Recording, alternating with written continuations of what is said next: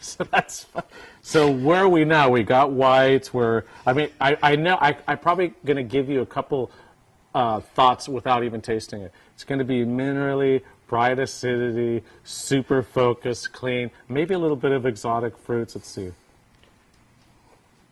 Well, we certainly have the citrus fruits, the mineral character. You can tell there's a vibrant acidity already. Yep. Isn't that funny? In the nose, you can get that. You can get the brightness. Yeah. You get the brightness. We are not dumpy wine people.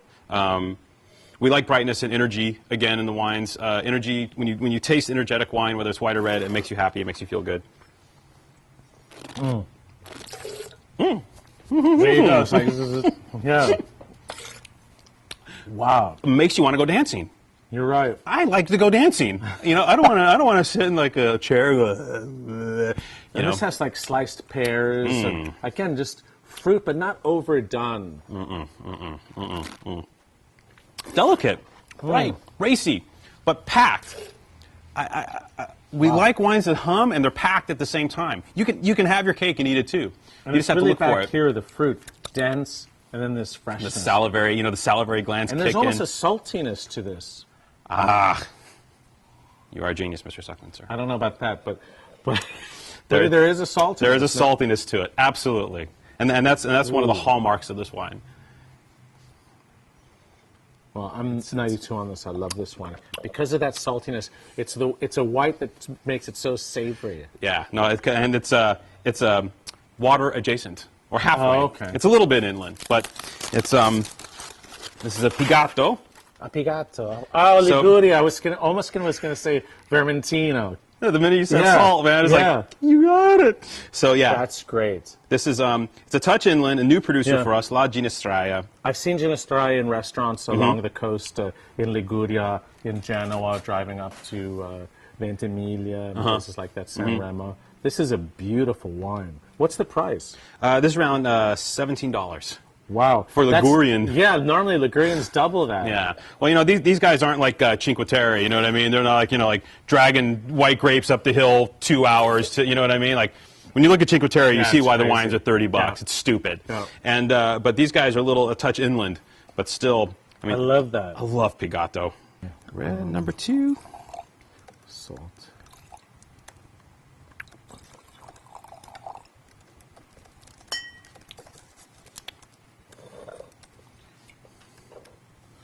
Okay.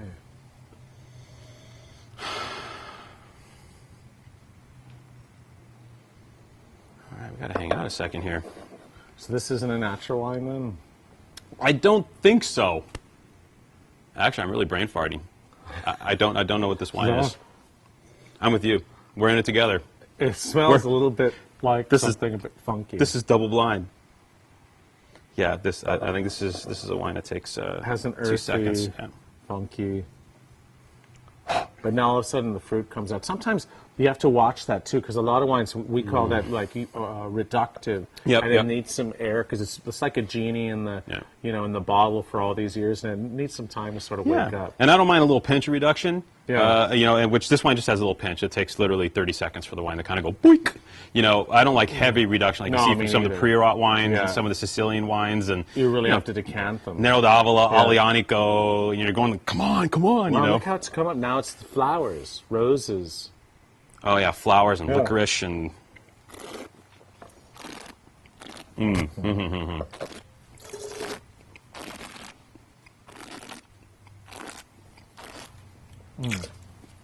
Rose on the palate. It gives and it gives. Yeah. It's a little bit shy, this wine. Starts off slowly. Takes some Well, you really don't know what this is? I've completely forgotten. Okay. But this wine's serious as a heart attack. It takes some serious coaxing, though, eh? I agree with you, doesn't it? It's tight. It's almost... But there's so much wine there. It's underneath it. It's there, so... God, there's just a ton of wine in there. Ah. There's almost a irony character to it. I don't know why. Yep. Like that's sort of, when you say mineral, that sort of character. Ferrous. It's interesting. Dense fruit. And really long. Actually longer than I remember. It's a wine Sometimes in wine, I like wines that challenge you, and they're not showing you a lot at first, and you just keep on tasting it because you're trying to understand it. Yep, And I yep. think that's part of the fun. It's not always just right away in hedonistic pleasure. I think that wine has to make you think as well. It has to challenge you a bit. And I think a wine for under $30 can challenge you, like this wine. I agree. By the time and the wine's so good that by the time you're trying to figure out the bottle's empty. Yeah, I know that's the And you're problem. going like, oh, well, holy cow! What just happened there? Get another one. You know. Oh, okay. I know what this wine is. I like this wine a lot. I'm 82 on it, and I know what this wine it's is. really for that sort of sophistication to the wine. And the more we're tasting, it's starting to open, it's starting to show more. I just remember what this wine is, and now I know why it's doing what it's doing. So it makes sense what we're saying. Yep, absolutely, 100%. Took me a second, but I remember now. Well, we didn't, because, that's not what the customer does most of the time. And I totally agree with you on that. Yeah. And I love watching this wine. We picked, and I knew this wine was going to be tight out of the blocks, but I knew it develops quickly because once again the grape variety involved. So it's a wine that aerates quickly. Well, let's see what it is. I was 92 on that. I really liked it. This is the Roman Duvernay Vaqueiras, 2009, and this was a new producer for us. So mostly Grenache then? Yeah, mostly Grenache, 85 Grenache. Yeah. So you get that. Whoa. And Vaqueiras always has that naturally chunky vibe to it, Yeah. but in the glass it expands almost immediately, and that's what we love about great Vaqueiras. And this wine, excellent vintage. This is beautiful. it's just great Vaqueiras. And this is a producer that's not in the country. We were shocked that it wasn't in the country. We went seeking it out, and so we were tickled pink when the wine showed up. We pulled the corks. We were like, yes, the wine is just killer. The more you taste it, the more you enjoy it. What's the price on it? I believe around 18, 17.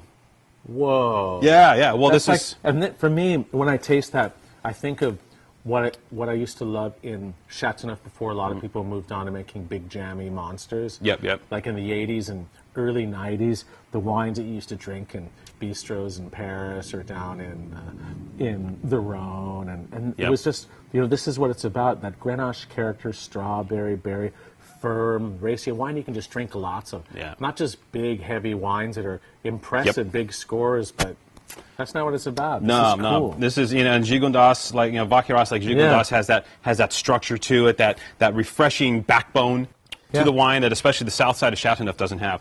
And that's sophisticated, too. It's not at all rustic. Yeah, no, beautiful Great wine. call. Great. No, it's Okay, happy. the last one. Last one, here we go. This is, this is best wines being best wines. So check this out, this little curveball.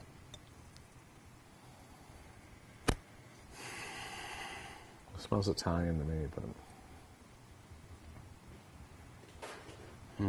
Spicy, meaty, cedar, a little bit of balsamico.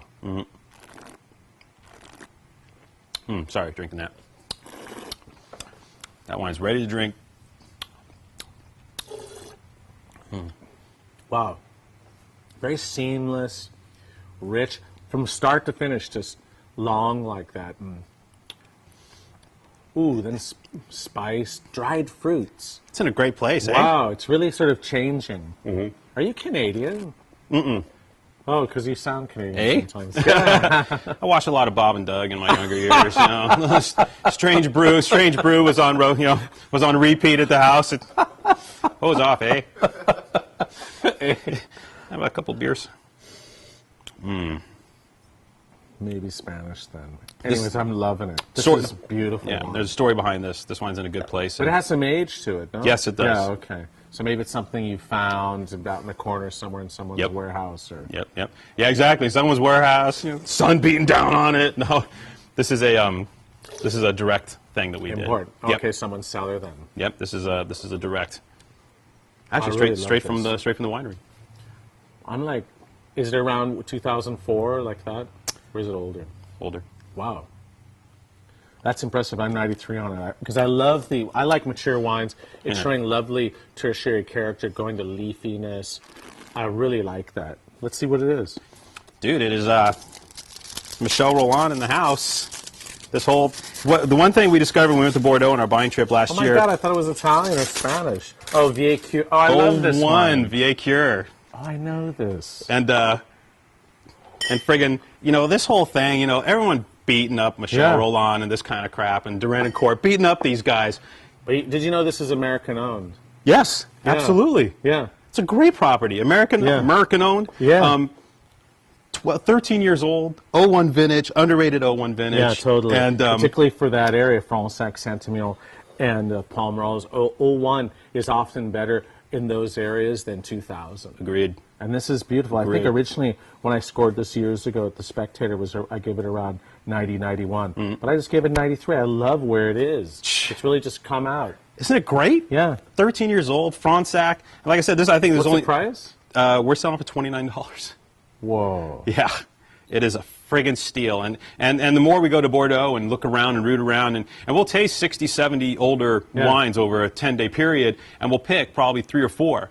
But the 3 or 4 are just going to be blinkers, man. They're just spot on. This is killer.